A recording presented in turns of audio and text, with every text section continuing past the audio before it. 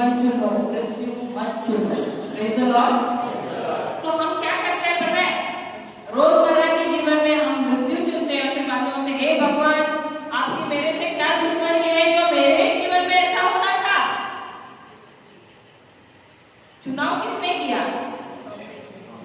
हाँ, भगवान ने चुनाव किया या हमने चुनाव किया?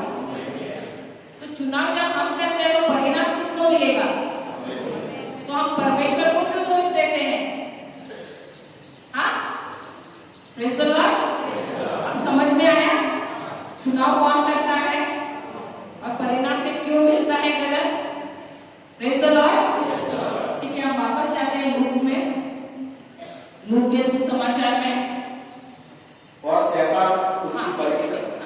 तो हम ये सीख रहे थे कि परमेश्वर हमें प्रलोभन में नहीं डालते हैं, वो सिर्फ हमें उस स्थान तक लेकर जाते हैं।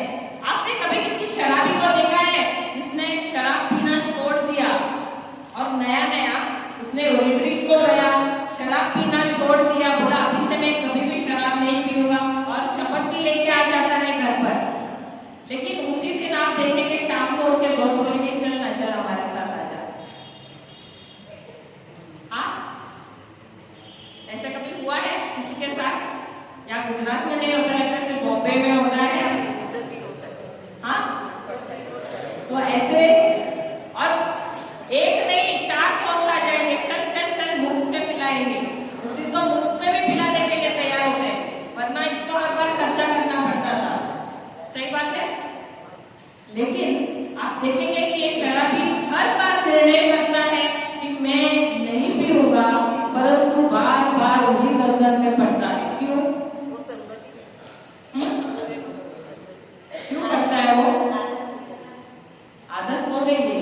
लेकिन वो रिट्रीट को जाता है और वापस उसी दलदल में पड़ता है। वो परमेश्वर क्यों उसे बार बार उस जगह पे लेके जाता है? उसके अंदर नहीं लेकर जाता है, लेकिन उस जगह पे क्यों लेकर जाता है? क्यों पता है? क्योंकि परमेश्वर उससे प्रेम करता है।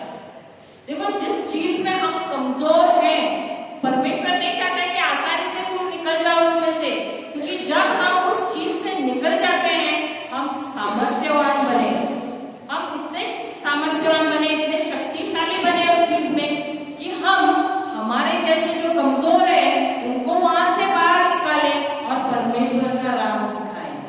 समझे? तो क्यों ना हम परमेश्वर के लिए ताली बजाएं।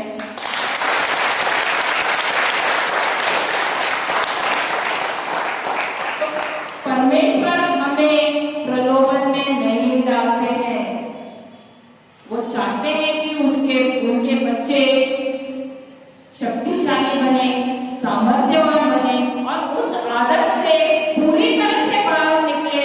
इसलिए वो उन्हें सिर्फ उस स्थान तक लेकर जाते हैं। उसके अंदर जाना न जाना किसका चुनाव है? क्या परमेश्वर उठा के बोलते चलो जाओ अंदर? नहीं, शैतान भी आपको उठा के अंदर नहीं रखता है। वो चुनाव करने का अधिकार हमारा है, क्योंकि परमेश्वर ने हमें वह अधिकार और सामर्थ्य दिया है। अब आप समझ पाते हैं कि एक शराबी क्यों नहीं बाहर निकल पाता है? क्योंकि वो चुनाव करने का अधिकार उसके पास दिया गया है। Praise the Lord. और बार बार वो उस दलदल में पड़ता है क्योंकि उसका निर्णय गलत है। Praise the Lord. अब हम देखते हैं कि जब यीशु पवित्र आत्मा में भरे थे तो पवित्र आत्मा उन्हें 40 दिन के लिए कहाँ लेकर जाता है? जंगल में लेकर जाता है। Praise the Lord. और वो जंगल में जाके तो यीशु क्या करते हैं? वहां पर उपवास करते हैं और उपवास के साथ क्या करते हैं? प्रार्थना करते हैं कि वचन पर ध्यान देते हैं, मनन चिंतन करते हैं। क्योंकि आप सामर्थ्यवान बनेंगे सिर्फ प्रार्थना करने से नहीं। मैं नहीं कहती हूँ कि प्रार्थना नहीं करना चाहिए। प्रार्थना, यीशु सवेरे सवेरे उठते थे और वो अपने पिता परमेश्वर के साथ वक्त बिताते थे। अगर आप इब्रानियों का किताब 5वां अध्याय ले लें, उसमें 7वां वचन है, शायद 7वां या 8वां वचन, वो कहता है कि वो सुबह का वक्त उनके पिता परमेश्वर के साथ बिताते थे और रो रो कर दहाड़े मारकर वो उनके पास प्रार्थना करते थे। क्यों? क्योंकि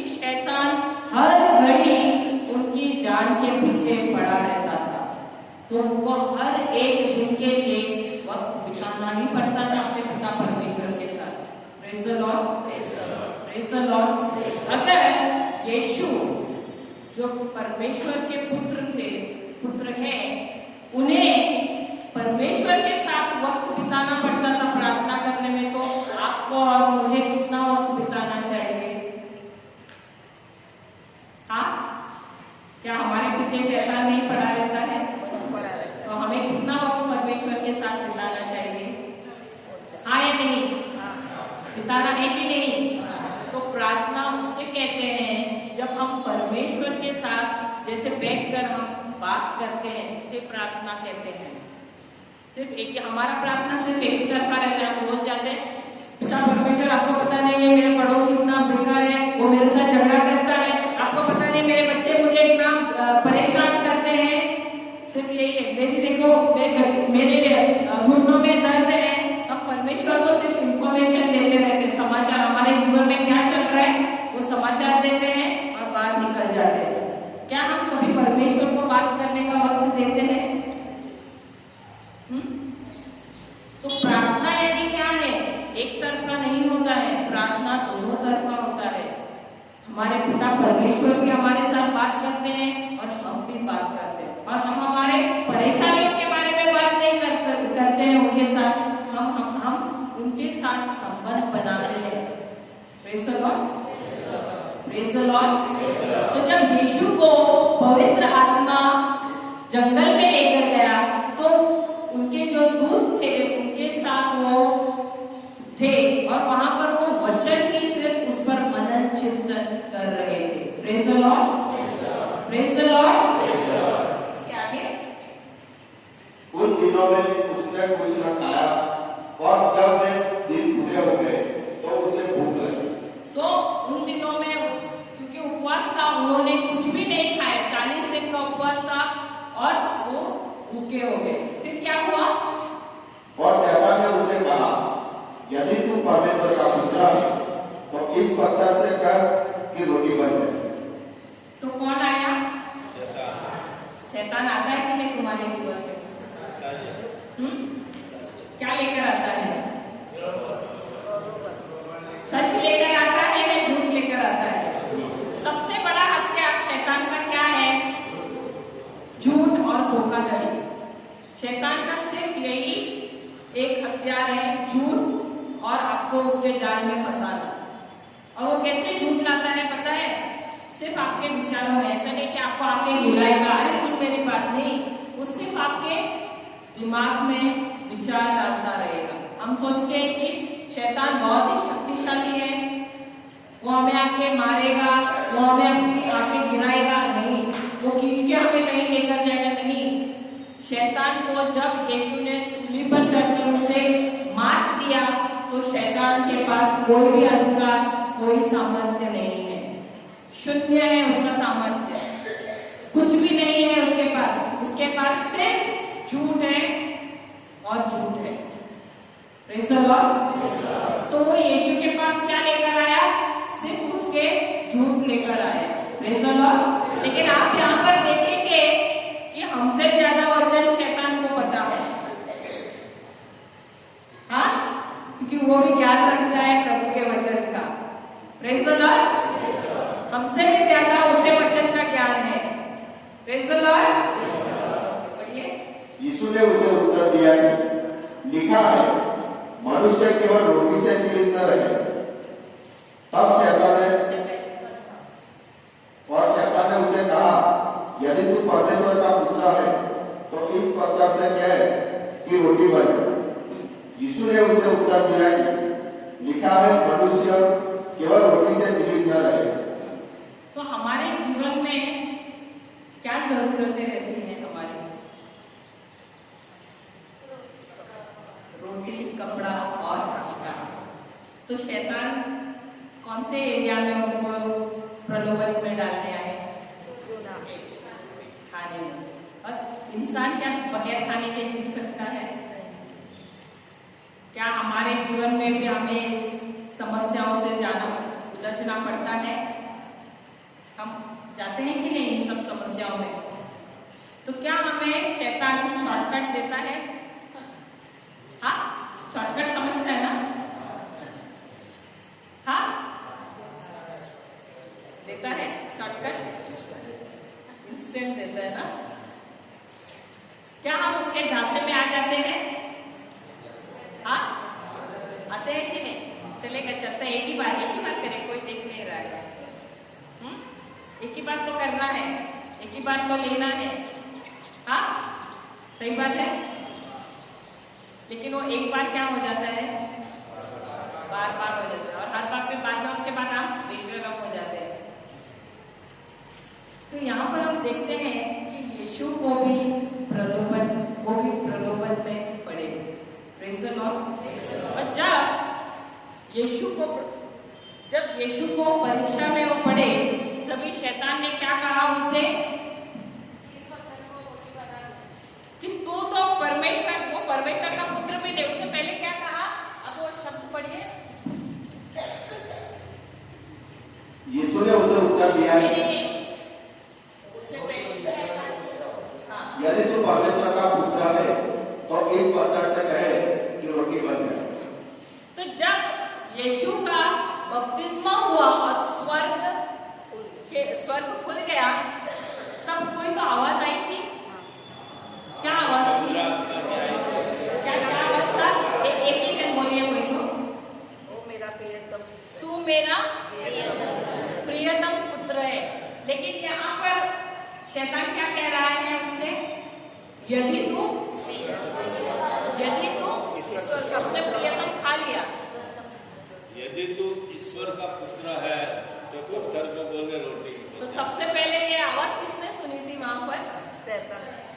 शैतान ने सुनी ना। तो लेकिन उन्होंने वो प्रियतम शब्द ही निकाल दिया, और उन्होंने उनको डाउट में लाने के लिए क्या कहा? यदि तुम परमेश्वर के पुत्र हो। वो तो प्रियतम भी नहीं कहना चाहते, इतना जलन है उनको। तो हमारे जीवन में भी वो क्यों आता है? क्योंकि वो नहीं चाहता है कि हम जाने कि हम परमेश्वर के प्रिय बच्चे हैं। Praise the Lord. लेकिन हम उसके झांसे में आते हैं क्योंकि हम जानते नहीं हैं कि हम परमेश्वर के प्रिय बच्चे हैं। अगर हम जानेंगे ये सच्चाई कि हम यीशु जब सूली पर चढ़े तो उन्होंने हम सबको उनके जीवन में उन्होंने हम सबको अपने संसार में यानी स्वर्ग के बच्चे बनाया है, परमेश्वर के बच्चे बनाया है उन्होंने। हम सब परमेश्वर के बच्चे हैं क्योंकि यीशु स्वर्ग पर चढ़े। और सिर्फ बच्चे नहीं, हम उनके प्रिय बच्चे हैं। इसकी अगर हमें जानकारी मिले और इसका ज्ञान रहेगा तो हम कभी भी पाप में नहीं पड़ेंगे, क्योंकि हमें पता नहीं है कि हम कौन हैं, इसीलिए हम बार बार उसी पाप में पड़ रहे हैं। अब समझ में आया कि हम क्यों बार बार पाप में पड़ रहे हैं। अगर एक बच्चे को पता है कि उसकी माँ उससे बहुत ही प्यार करती है, तो क्या वो बच्चा उस माँ को तकलीफ देगा या वो आज्ञा पालन करेगा? वो हर घड़ी अपनी माँ को खुश रखना चाहेगा। सही बात है। अगर माँ ने कहा बेटा मैं बाजार जा रही हूँ तो ये चीज को हाथ मत लगाना, तो वो हाथ नहीं लगाएगा, क्योंकि वो अपने माँ को दुखी नहीं देखना चाहता है। उसी प्रकार अगर हम मानते हैं, हमें इसका ज्ञान रहेगा कि हम परमेश्वर के प्रिय बच्चे हैं, तो हम कभी भी कोई पाप नहीं करेंगे। Praise the Lord. तो यहाँ पर यीशु को ज्ञान है कि नहीं? क्या उन्हें ज्ञान है कि वो परमेश्वर के पुत्र हैं? और सिर्फ पुत्र नहीं, बहुमूल्य पुत्र है।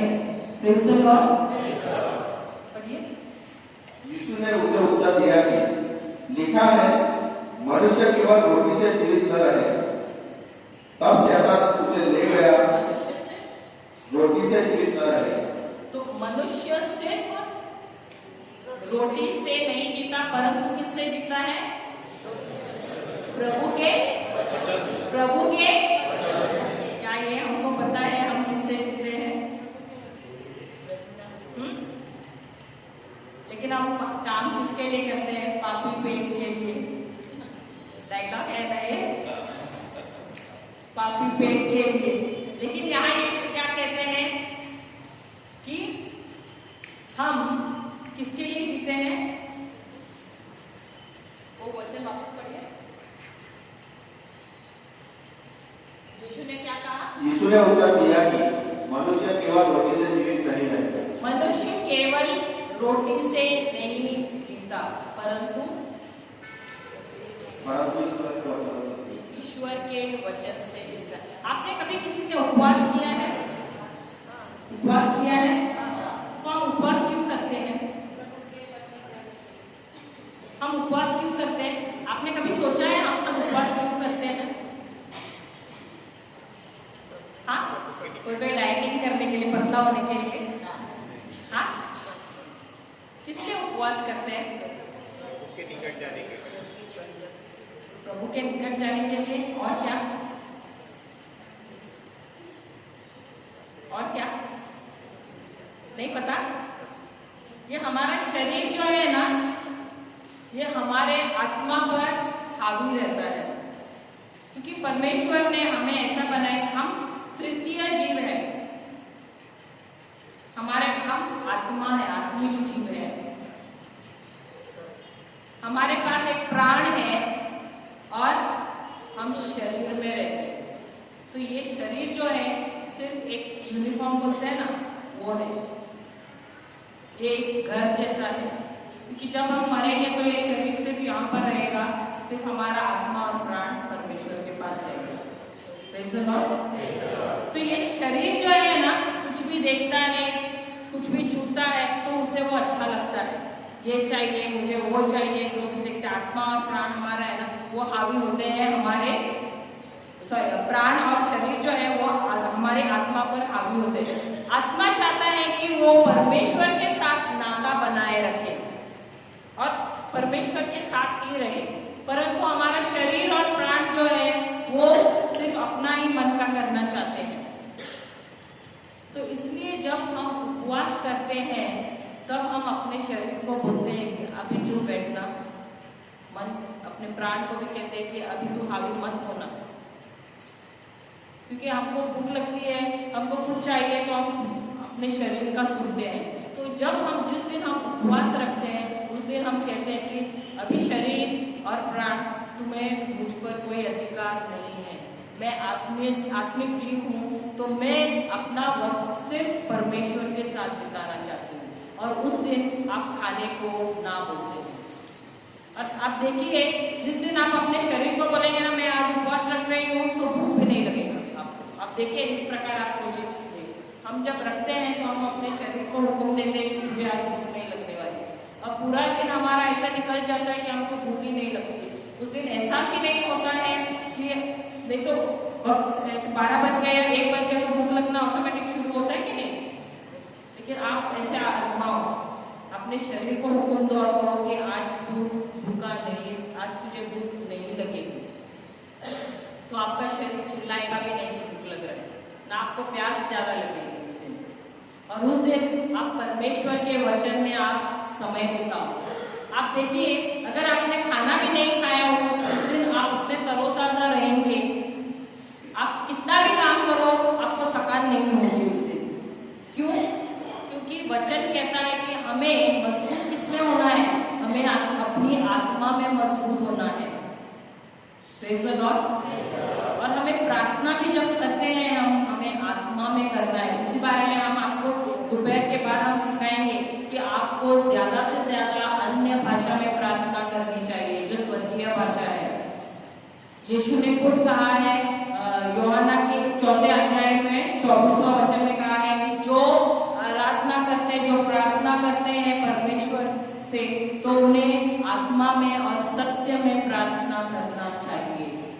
तो जब आप उपवास रखते हैं या नहीं भी रखो, तो अधिक से अधिक आपको आत्मा में प्रार्थना करना चाहिए। आत्मा में यानी आपको अन्य भाषा में प्रार्थना करते रहना चाहिए। तो आप देखेंगे कि अगर शैतान आपको कितना भी प्रलोभन में डालने की कोशिश करेगा, तो आप अगर आत्मा में मजबूत रहेंगे तो आप नहीं पड़ेंगे उस प्रलोभन में। आप जो चीज में कमजोर है आप कभी भी कमजोर नहीं पड़ेंगे वहां पर। Praise the Lord. आप जो जो भी एरिया में आप गिर रहे हैं, बार बार दोबारा वही चीज की गलती कर रहे हैं, अगर आप आत्मा में प्रार्थना करना शुरू करेंगे और वचन पर ध्यान देना शुरू करेंगे तो आप देखेंगे कि आप बार बार उस पाप में नहीं पड़ेंगे। Praise the Lord, praise the Lord. क्या आपको अपना जीवन सुधारना है या आपको जैसे पहले चल रहा था वैसे चलाना है? कोई कोई कहते हैं ढकेल रहे जीवन की गाड़ी, जब अगर आप उनको पूछो कैसे है चल रही है गाड़ी, ढकेल रहे हैं, धक्का मार रहे हैं, ऐसे डायलॉग सुने आपने? बोलते हैं ना। तो जब आप वचन में आगे बढ़ेंगे और आत्मा में प्रार्थना करना शुरू करेंगे तो आप देखेंगे बदलाव होना शुरू हो जाएगा आपके जीवन में। और ना कि सिर्फ आपके जीवन में, आपके परिवार के जो सदस्य हैं उन सबके जीवन में बदलाव आप देखेंगे। और जो आपके साथ जो संबंध रखते हैं, आपके पड़ोसी और जो भी दूसरे हैं, वो देखेंगे कि आप में बदलाव ऐसे कैसे है। हम हमारे जो बाइबल क्लास जो है बोरोली में चलाते हैं, वहाँ पर हमने देखे जो हमारे जो स्टूडेंट्स है, विद्यार्थी हैं, वो आते हैं, दूसरों को भी लेकर आते हैं। क्यों? क्योंकि वो देखते हैं कि उनके जीवन में कितना बदलाव है। ये बोलते नहीं फिरते हैं कि अरे हम बाइबल क्लास में जाते हैं, लेकिन उनके जीवन में जो बदलाव देखते हैं, वो बदलाव देखते सामने वाला पूछते हैं अरे आपके जीवन में ऐसे बदलाव कैसे आ गया है? तो वो बताते हैं कि हम वचन कर रहे हैं, हम बाइबल पढ़ते ही नहीं है, हम सीख रहे हैं प्रभु का वचन, और वही वचन को हमारे जीवन में हम इस्तेमाल कर रहे हैं और हमें फायदा मिल रहा है। और सिर्फ ऐसे नहीं, उनके शरीर में भी फर्क पता चलता है, उनको देखने से पता चलता है, क्योंकि वो खुश नजर आ रहे हैं। भले उनके जीवन में कठिनाइयां हैं, परेशानियां हैं, फिर भी उनका जब चेहरा देखते हैं तो पता चलता है कि वो बहुत ही आनंदित है। और ये आनंद हमको कहाँ से मिलता है? सिर्फ प्रभु के वचन से। Praise the Lord. तो क्या आपको एक अद्भुत जीवन जीना है या साधारण जीवन जीना है? तो अद्भुत जीवन जीना है तो आपको भी कुछ करना है। Praise the Lord. क्या करना है? वचन पढ़ना नहीं है, सीखना है। वचन को सीखना है, उस पर मनन चिंतन करना है और उसे अपने जीवन में इस्तेमाल करना है। Praise the Lord. अब जैसे जैसे हम हर महीने हम पर आना शुरू करेंगे तो हम आपको सिखाएंगे कि वचन को कैसे इस्तेमाल करना है। Praise the Lord. तो आपको समझ जब आएगी वचन की तो आप देखेंगे आपके जीवन में ऑटोमेटिकली बदलाव आना शुरू हो जाएगा और लोग देखेंगे